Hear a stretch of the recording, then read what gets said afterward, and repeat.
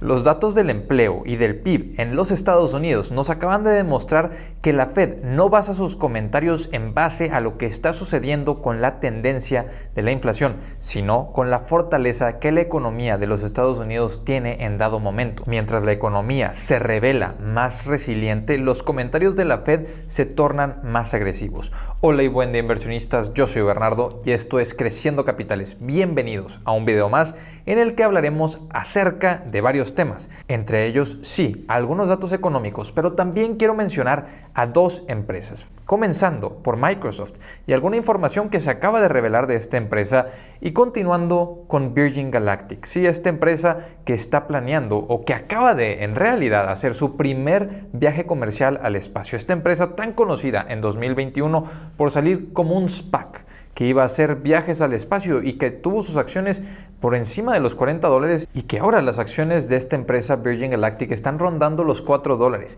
ya que se acaba de hacer realidad su primer viaje al espacio. Entonces, primero que nada, hablemos acerca de la información que se acaba de revelar de Microsoft. Y es que acabamos de tener por primera vez información específica a la nube de Microsoft, a Azure, que Azure en 2022 tuvo nada más y nada menos que $34,000 millones en ventas, mientras que Amazon Web Services tuvo $72,000 millones en ventas. Nos acabamos de dar cuenta que Azure tiene la mitad del tamaño de la nube de Amazon, cuando anteriormente pensábamos que había mucho menos diferencia. ¿Y por qué es esto? ¿Cómo es que nosotros como inversionistas, que veíamos los reportes anuales o trimestrales de la empresa, escuchábamos la conferencia trimestral, no sabíamos del tamaño de la nube de Microsoft, de Azure? Y bueno, es que Microsoft revela sus números o publica sus números de la nube en base a un segmento que le llaman nube inteligente, que no únicamente incluye a los servicios de Azure. Muchos inversionistas los últimos trimestres se habían mencionado con que esto era una estrategia de Microsoft que utilizaban para poder competir más libremente sin que estuvieran revisando los inversionistas y los analistas qué estaba pasando con la rentabilidad del segmento de nube, sino que la información que podían ver era la rentabilidad de todo el segmento, no únicamente de Azure, lo que les permitía, por ejemplo, incurrir en pérdidas en el segmento de Azure sin sentir presión de que los competidores ya tenían una rentabilidad muy elevada, mencionando a Amazon como su competidor con una gran rentabilidad en Amazon Web Services, o por ejemplo presionando a Google indirectamente, que Google no tenía forma de saber si Azure ya era rentable o todavía no lo era, pero lo que Google sí sabía es que ellos tenían el segmento más pequeño de nube cuando lo comparamos contra Amazon o contra Microsoft. Y esta información que se reveló por todos los documentos que Amazon tuvo que entregar al tribunal en los Estados Unidos, bueno, es bastante positiva para nosotros los inversionistas porque tenemos una idea mucho más clara de cómo piensa el equipo directivo y qué está haciendo en realidad la compañía en distintos segmentos de los cuales anteriormente no teníamos un desglose de información. Que por cierto, esto en mi opinión no es algo negativo para Microsoft, más bien es algo muy positivo para Amazon, que sí, Amazon es una posición que tengo en mi portafolio, una de mis posiciones principales, por lo cual me mantengo no solamente tranquilo, sino mucho más optimista por sobre el segmento de nube de Amazon, que se ha estado desacelerando mucho más que el segmento de Microsoft o que el segmento de Google.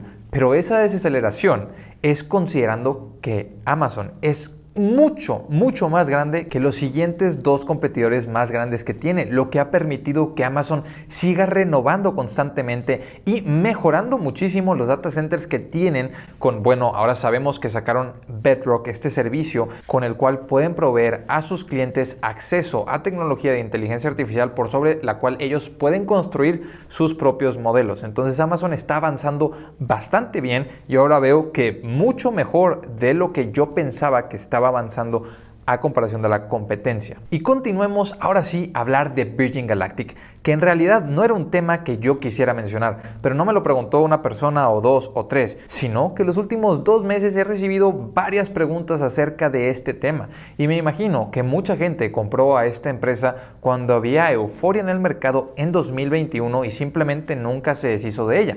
Pero no lo sé, porque cuando volteo a ver esta empresa y me pregunto, ¿qué tiene de atractiva? O qué, más bien, vamos a ver ¿Qué está pasando con la situación de la empresa? Es una empresa que tiene una valuación, una cotización en el mercado de 1.1 mil millones de dólares. Entonces estamos pagando, redondeemos, $1,000 millones por esta empresa. Una empresa que constantemente, cada trimestre, diluye a sus inversionistas. Entonces cada trimestre eres dueño de menos porcentaje de la empresa. Además de que sus gastos están aumentando. Sí, lograron tener su primer viaje comercial, pero sus gastos siguen aumentando. Entonces vamos a ver si esto no continúa escalando mientras más viajes comerciales vayan teniendo. Y esperen, esto no es lo mejor. Para rematar, tenemos que la empresa los últimos trimestres tuvo free cash flow negativo de más de $100 millones. Sí, cada uno de esos trimestres estuvo perdiendo aproximadamente $100 millones, lo cual es bastante difícil por ver desde fuera, sin ser inversionista. Los números ya no parecen atractivos. Pero la crítica directa que puedo hacer en base a un análisis de esta situación o a cualquier tesis de inversión que se pueda tener por sobre la empresa son dos cosas y dos preguntas bastante sencillas que debería de poder responder cualquier inversionista que tenga acciones de esta empresa. Y es, ¿cuál es el tamaño del mercado al que Virgin Galactic puede llegar? Y número 2, ¿cuál es la rentabilidad que Virgin Galactic puede esperar tener? Si tú no tienes idea de qué tamaño pueden ser las ventas de Virgin Galactic y además de eso no tienes idea de cuánto puede estar generando de esas ventas, ya sea en 2023, 2024, 2025, 2026, el año que tú quieras, donde ya empieces a ver predictibilidad, entonces, bueno, no es una empresa en la que tú estés adquiriendo flujos de efectivo porque no los conoces, sino que estás especulando en que eventualmente va a ser un proyecto rentable y ojalá bastante rentable que haga que la empresa valga mucho más de $1,000 millones.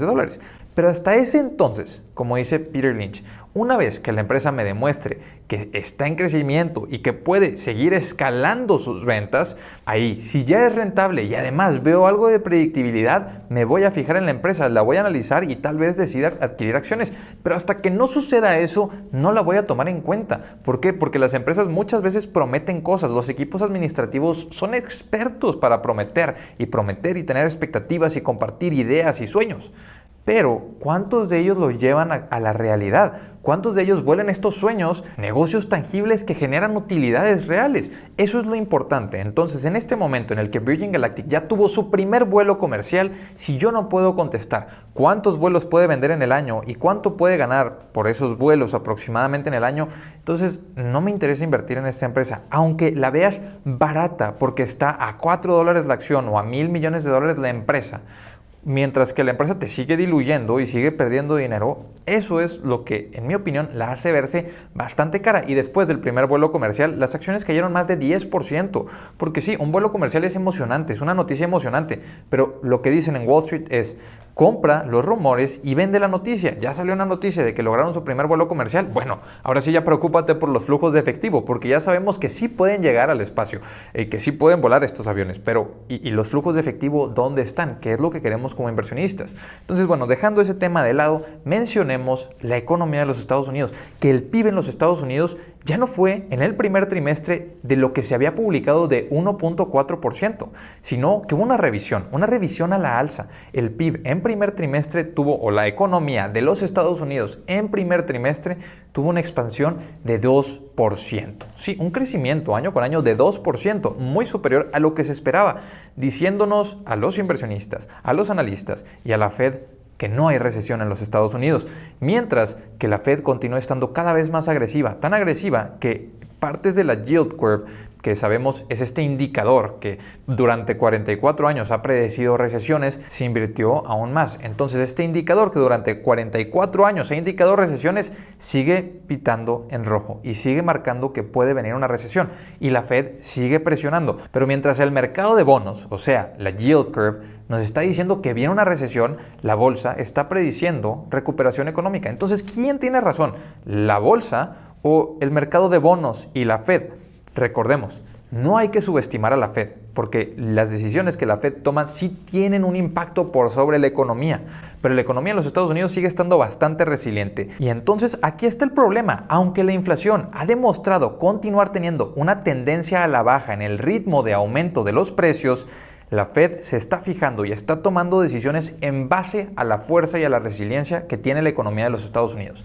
Este 2% en el PIB en el primer trimestre de los Estados Unidos es suficiente para que la Fed continúe estando agresiva, porque ya nos lo ha dicho la Fed, van a ser flexibles hasta el momento en el que vean que la economía ya está en su conjunto demostrando que la inflación se ha controlado. Entonces, estas subidas de tasas con las que la Fed había estado presionando al mercado pueden que sí sean realidad y que sí las vayan a llevar a cabo, dado a la fortaleza de la economía. Y por otra parte, la bolsa ha tenido una excelente recuperación y nos hemos dado cuenta de eso. El S&P 500 en esta primera mitad del año tuvo su mejor primera mitad desde el 2018, teniendo una recuperación de un 14.5%, y el Nasdaq tuvo una recuperación de un 30%, su mejor primera mitad del año desde 1983. Entonces, inversionistas, yo me mantengo bastante optimista, viendo que si esta recesión va a llegar, la Fed ya tiene espacio para maniobrar. Estas subidas de tasas han permitido que en el caso de que llegue una recesión, la Fed pueda incentivar un poco de distintas maneras la economía.